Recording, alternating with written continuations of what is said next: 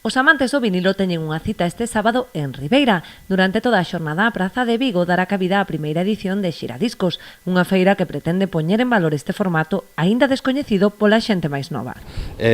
Algo novo si, no Barbanza, está invitado toda a xente de Barbanza que sea melómana, que naceu co vinilo, e os que non naceron co vinilo xa o coñecerán por parte nosa. Discográficas independentes de toda Galicia daránse cita no evento, que inclúe tamén concertos e sesións DJ. Pinchará un chico de Boiro, un clásico da escena do Barbanza. Habrá un taller infantil impartido por Buena Pieza, Nati Mirás. Que máis? Bueno, veñen diferentes discográficas independientes de Galicia que traerán as súas edicións e referencias. Estaremos nós con Radis Records, por suposto. Habrá concertos a partir das 8 da tarde, creo que, se non recordo mal, agora mesmo, que comenzará Quant, que son de Ferrol.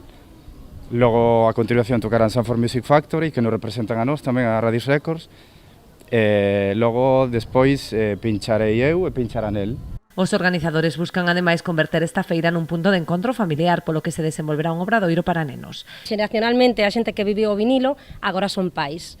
Co cal, pensamos un poquinho tamén en darlle esa facilidade a que veñan con seus fillos e que tranquilamente pasen unha xornada divertida, de aí que fagamos ese taller infantil que vou impartir a partir das 12 da mañán e que ten como idea que aprendan a facer un packaging dun disco, é dicir, de forma manual, desde cero.